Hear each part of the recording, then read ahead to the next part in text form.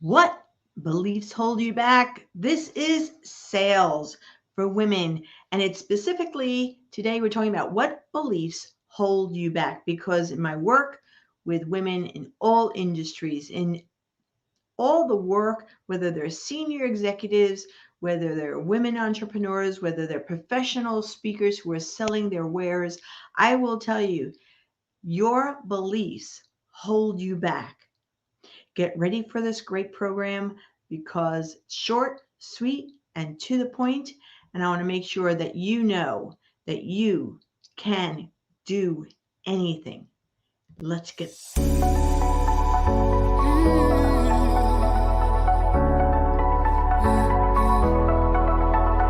We're bold, brave, seen, heard. We're paid well, bold, brave, seen, heard. We're power women. I'm a power woman.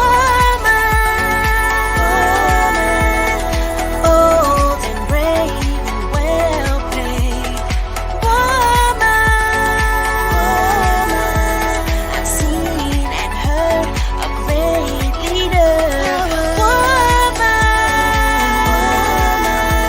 We're experts and leaders expanding together as women, connecting and growing, we're powerful.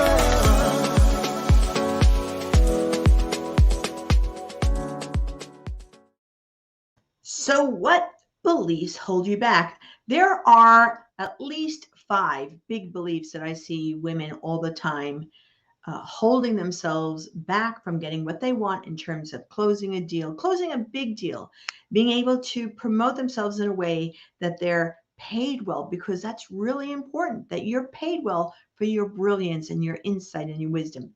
Now, all of these are things that I personally have had to confront. I personally have had to take charge of myself and shift and change and transform how I do what I do. So, the first belief that tends to hold women back is I'm just not good at this. This always happens when it comes to sales. If they've never been in sales before or they've never done a pitch before, they go, oh, I'm just not good at this. I'm not really good at doing this. I don't know how to do it. And so they keep affirming, I'm not good at this. Instead of saying, how can I get better at this? How can I improve my skills? What courses should I be taking? Who should I be around? Who can I ask to help me learn really great sales skills, confidence skills, so I can say, yes, yes, yes, I am. That is one of the key pieces, shifting from I'm not good at this to how can I improve? How can I get myself in the game? How can I celebrate myself and learn? Because you're brilliant, you're smart, you're able to learn. And sales is just another tool that you have to learn how to use. That's all. The second belief that I see a lot, including for myself, is I'm just not ready. I'm not ready. I'm not ready. The product isn't ready. The solution isn't ready. I'm not ready. So, what happens when you keep on saying that is you're never going to be ready. And what happens also is you're exuding this idea that what you are thinking about or what you are producing or what you're planning isn't quite uh, good enough. But really, is that true?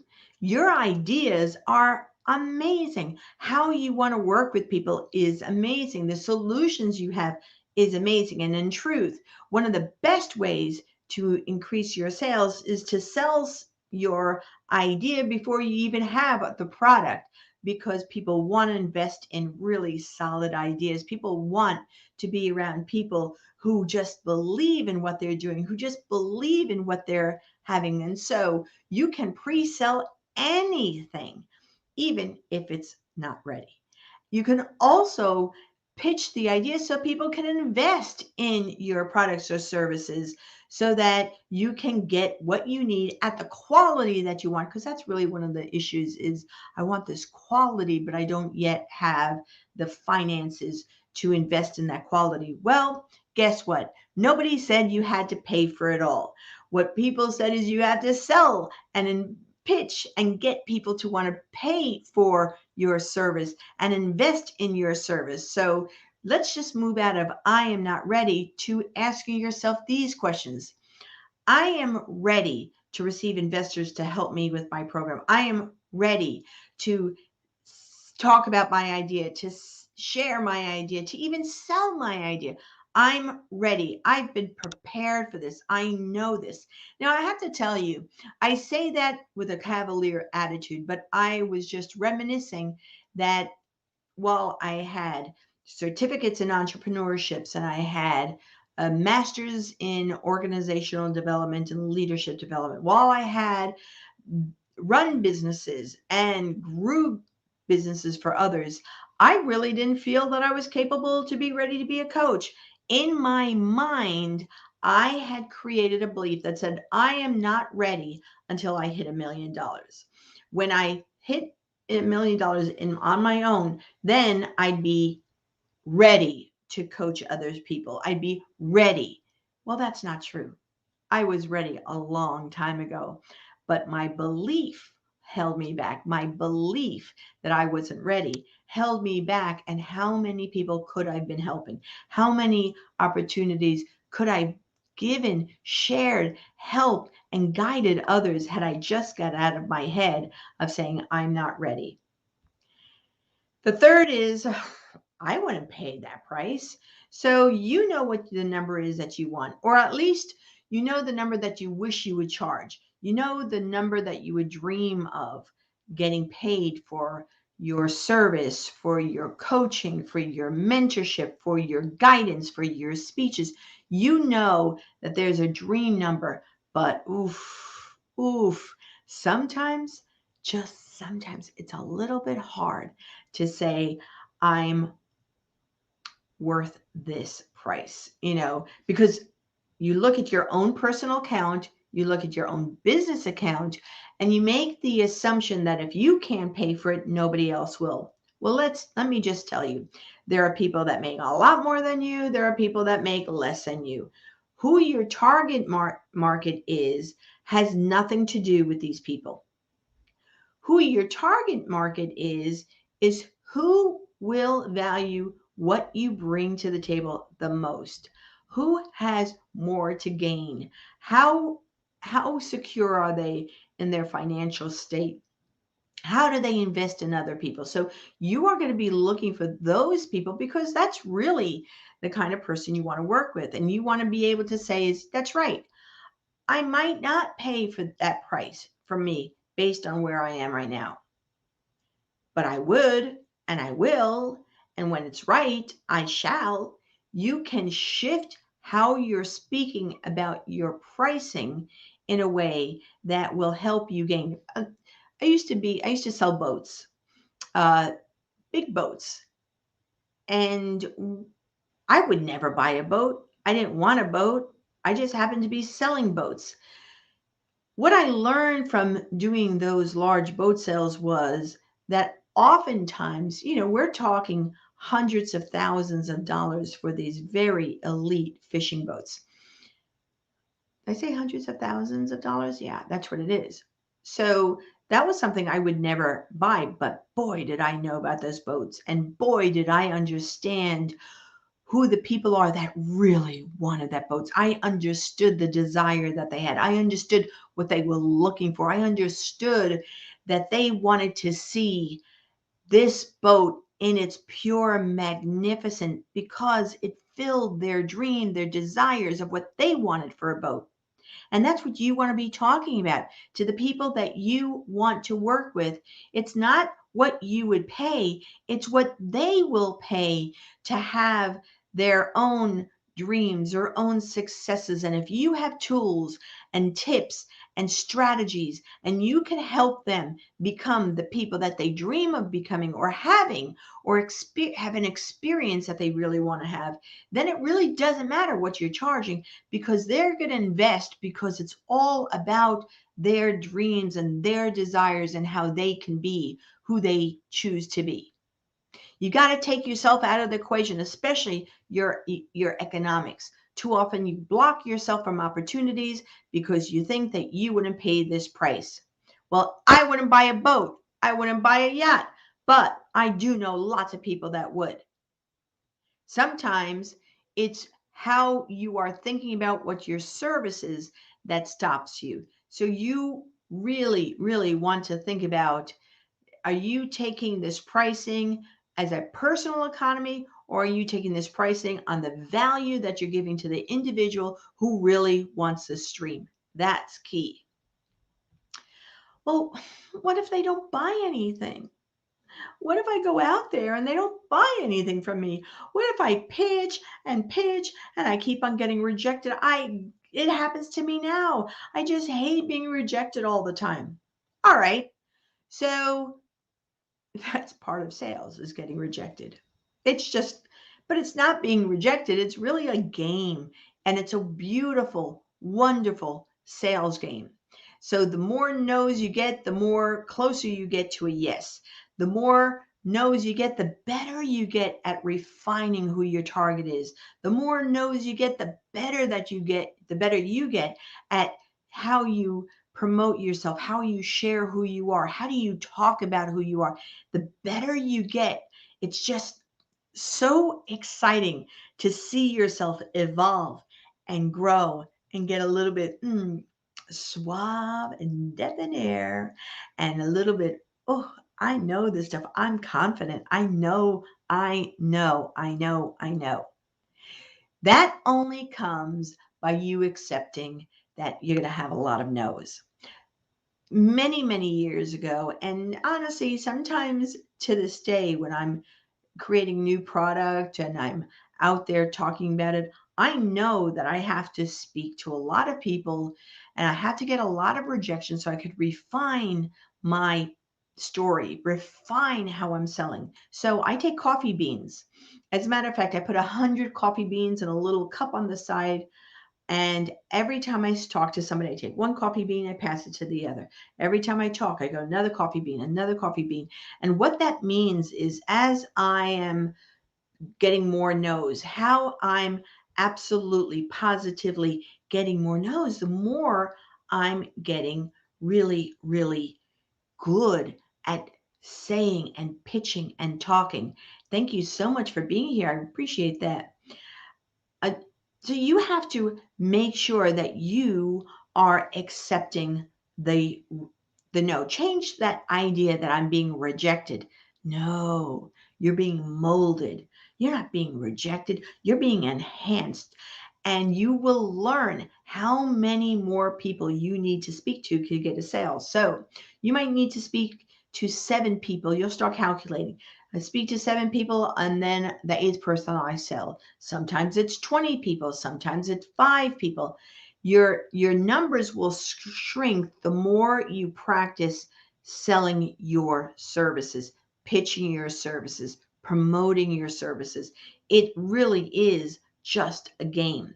And it's really important that you recognize that that fear, that belief, what if they don't buy anything, is just a way of holding yourself back. Instead, well, what if they do buy you something? What if they do want you on? What if that this rejection is just a process for you to get what you want, which it is, by the way. It absolutely is. And the final belief that I see a lot of women use to stall themselves, they get desperate. I need the money. I have to pay. You don't understand. I have bills to pay. I have things that people want. I have to get the stuff done. And they get very, very emotionally charged by the fear of not being able to pay a bill, or the fear that, there's not going to be any money for them, or the fear that this is, I don't feel secure, I don't feel safe, I don't feel prosperous, I don't feel really clear that I'm going to be okay. I'm afraid that I'm going to be a homeless woman on the corner. I'm afraid. And so there's tons of fear and tons of emotion and tons of an energy that's being blocked and pushed and totally not supporting you. And that's that fear of, I need this money. So here's what I'm going to tell you is rather than I need this money, start using words like I desire the money. I always receive money.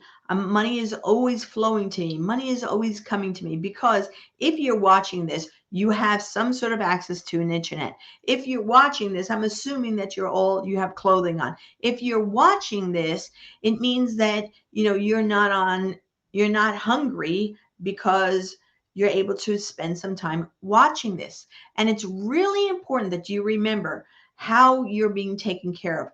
I need money comes from lack thinking.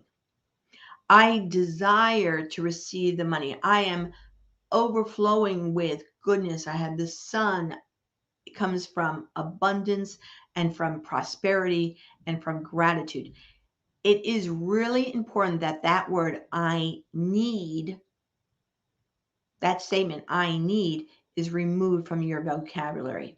What you really, because it's just totally fear based. It's totally comes from a place of desperation, and desperation is never a good sales move on your part.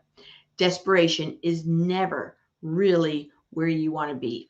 So you might think you're desperate. You might had these intense emotions, but let's talk about the emotions of desperation. Let's talk about the emotions of this need and this fear. There are lots, if you notice your body gets tense, your body gets tight. There's sometimes a feeling in your belly and your groin, your pelvic area of just being uncomfortable, of having some pains there. You'll feel tension in the back of your neck, up here on the top. And that's when you're really saying, creating some tightness and very strong physical emotions. Well, there are other emotions that feel that way. One is when you get on a roller coaster ride. But that one is fun. You get in, you feel tightness in your belly, you get tightness from the anticipation of what's going to go on and the screaming and yelling. Same thing. So just imagine that you're on a ride, the ride of your life, the excitement of it, the joy of it. It happens the same thing when you're going up a hill and you're going hiking up and it feels, you feel miserable, but you're going to go into that top. Always think that everything is coming. There's more for you. There's more for you. There's more and more and more. You've got to switch the I need to there's more for me. There's more experiences. There's more life. There's more love. There's more. And that excitement will translate in more sales. So that's all I had to say is what beliefs hold you back? So the beliefs that you hold you back that you want to transform is I'm just not good at this. I'm not ready. I wouldn't pay this price. What if they don't buy anything? I need the money. Always remember you can transfer any belief into one of power, confidence, clarity, and joy. You know that you deserve it. You wouldn't be here watching this if you didn't think that way. So you have to believe in you. You have to learn the skills. And for those of you that are here, you know that you're an elite, you're in the right and perfect place so that you can be powerful and amazing and great. And this is why sales is so important.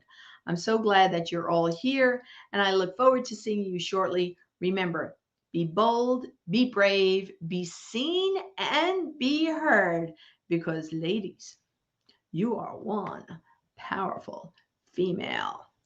Love you all.